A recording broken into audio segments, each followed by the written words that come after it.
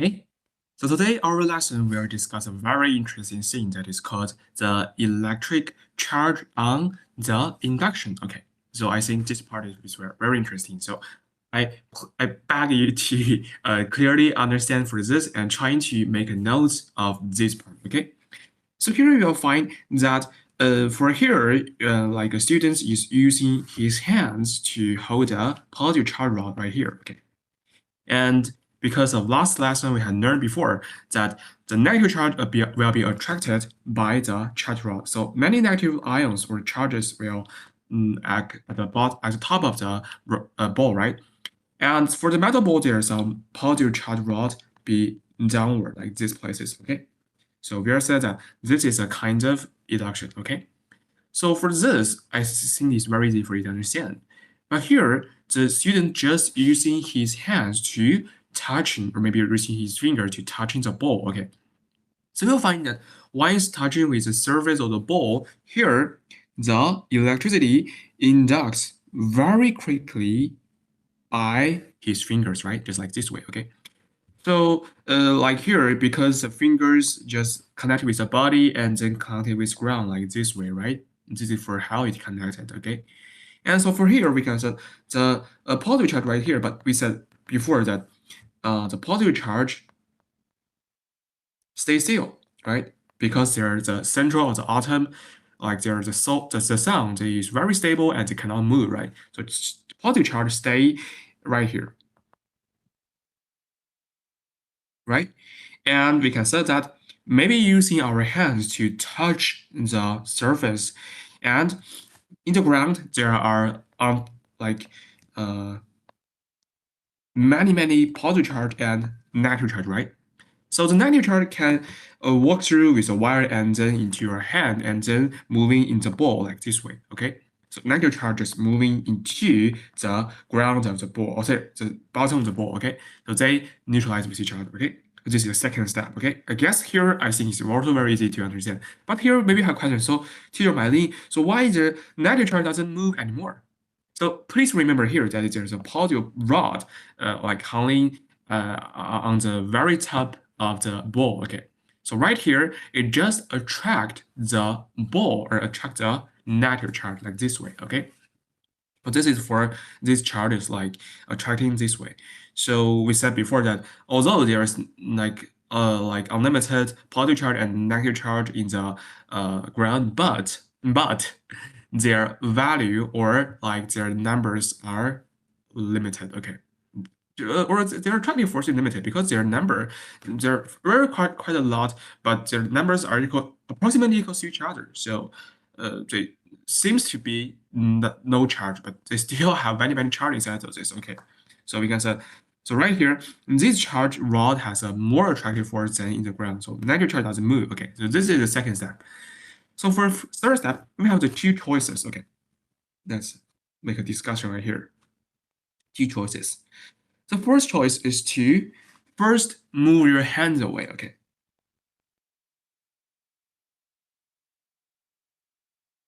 Okay. So when you move your hands away, you'll find that the ball is disconnected with your finger, right?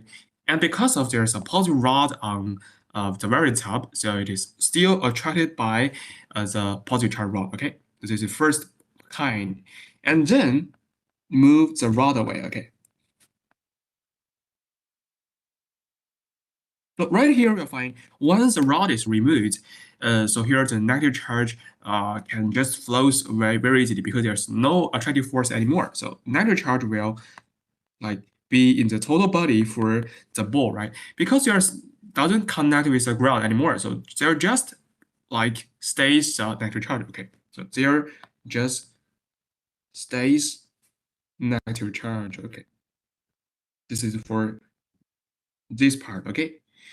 So for second situation is that if you're first moving the positive charge away, like here,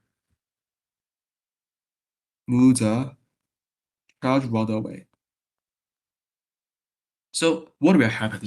Because the finger is just connected with the ground, right? Like this way. So the positive charge, so the negative charge right now is find that, oh, here in the ground is there's a lot of positive charge, although the charge is very small, but negative charge will just be attracted to the ground. So just negative charge moves away and there's no charges on the ball anymore, right? That is because this way, we said before, it is called earthing, right? So you'll find the negative charge in the ball that shifted into the ground. So here we can say, oh, right here, the no negative charge anymore. All the charges shifted into the ground. That means, there means there's no charges in the ball anymore, right? So maybe here we have a no charge in the ball anymore. Okay. So once you disconnect it with your finger, you'll find that there's no charge. You can't find so ball anymore. So you can remove the rod and remove the finger is quite different, right? So please remember here that two process will lead into two, the two result. Okay, this is also very important. Please have remember of all of this. Okay. So here you can find in the second, there is a discussion about the SI base unit. Okay, so for the SI unit, we said that the chart inside of this or the unit here is called column. Okay, this is column. The column, the first unit here is C. Okay, this is for column. Okay, and because to remind the very famous and very important scientist, so we use his name to represent him. Okay, and another we'll find here is called micro column. So micro column, just we put a micro symbol before the value of column. Okay, so we have said before that we have millimeter, we have meter, we have micrometer. So millimeter is 10^-3 for the meter, and for the the column we have 10^6. Okay, so here we said that is 1/1,000,000th of a column. Okay, because column is a very big, a very large quantity, so just we using micro column to represent for part. Okay. Okay. So here is an example. So just please try to solve the problem, please.